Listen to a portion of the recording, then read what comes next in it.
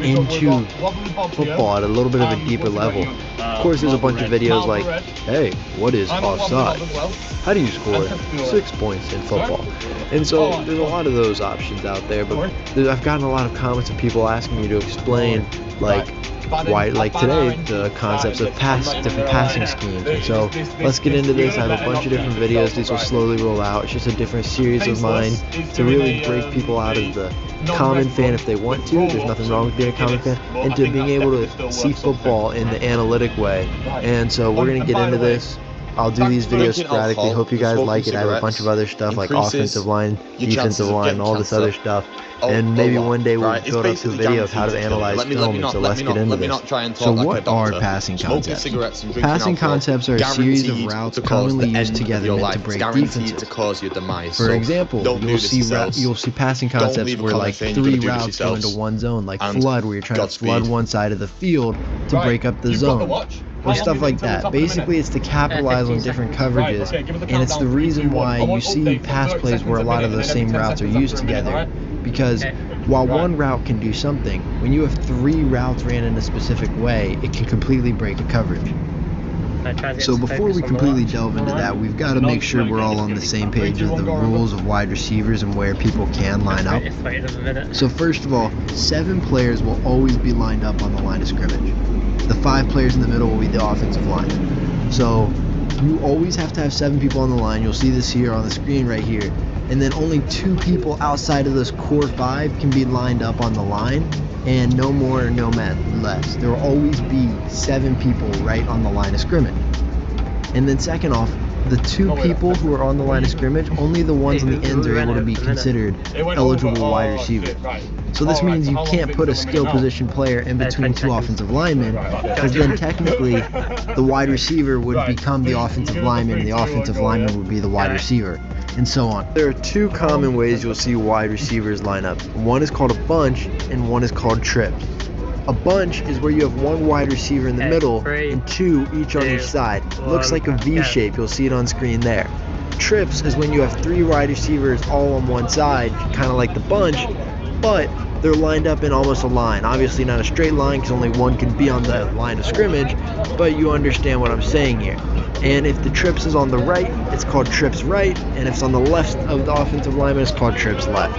Next thing we're going to take a look at is that how wide receivers line up. They line up in different sets.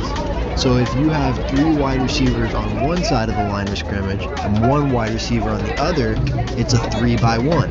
If you have 2 wide receivers on one side and 2 on the other, it's a 2-by-2. Also take note that it goes by the highest number. So if there's 3 wide receivers on one side and 2 on the other, it's 3-by-2. It is never 2-by-3. It does not go by right or left side of the offensive line. Like say there was 2 wide receivers on the left side and 3 wide receivers on the right side of the offensive line. It's not 2-by-3, it is 3-by-2. And so if we put it all together now, look at this image. You have 3 wide receivers on one side, 1 wide receiver on the other side, and you've got trips on the right side. So if we put it all together, this is 3-by-1 trips right. And I will make another video on formations in this Football 101 series, so you viewers might not know this yet, but because the quarterback is back there, this is shotgun, trips right, 3-by-1. Based on where the quarterback is, it's shotgun obviously, 3 wide receivers on the right side, 1 wide receiver on the left, 3-by-1, and then the trips are on the right. Got it all? Now let's get into passing concepts. There are practically an endless amount of passing concepts. There are a lot of mainstays that are used a lot more than others. That's the thing about football. It's always evolving and new things are always being made. There are new passing concepts made every day. So I could make a series of these videos going over every passing concept. So let me know if you guys want another part where I go over more. But today the passing concepts we're going to cover is smash, mesh, flood, stick, levels, scissors, divide, post wheel, double slant, and verticals. I know that sounds like a lot, but a lot of these concepts are only like 2 routes combined or 3, so we'll get through it. So buckle up and let's get into this. So we're going to start simple here by looking at 2 most common ones, even a lot of viewers who haven't even looked at passing concepts might know. Double slant and verticals. Both of these concepts are ran in sets where you have 2 receivers on a side. So per se 2-by-1, 2-by-2, or 3x2. And so basically with double slants, your 2 wide receivers are just both going to run a slant. It's as self-explanatory as the name says it is. With verticals, both of those wide receivers are going to, guess what? Run verticals. They're going to run a seam route, they're going to run a go route, they're going to run a vertical, whatever you want to call it. There's a lot of different names depending on which coach you ask, but it's just a straight line down the field. You just go for it. You might have heard the term 4 verticals. Well, you guessed it. It's just 4 verticals, 4 wide receivers, 2x2 formation, and all 4 receivers are just going to run down the field. It was a failed run. While we are already looking at these 2 wide receiver sets, let's take a look at 3 other passing concepts that come out of 2 wide receiver sets.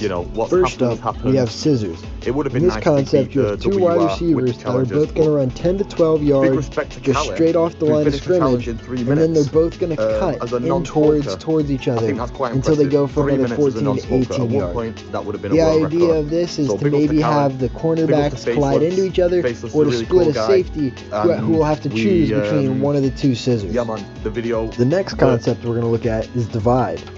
This concept is very similar to scissors, but the receivers, instead of crossing each other, both cut inwards and then cut outwards like corner routes. This is a lot more useful to man coverage because you are having an additional cut for each wide receiver, so it's harder for the cornerback to keep up. But it keeps the same idea with trying to split the safety over the top. And finally, with these 2x2 sets we're looking at today, we've got post wheel. So once again, we're looking at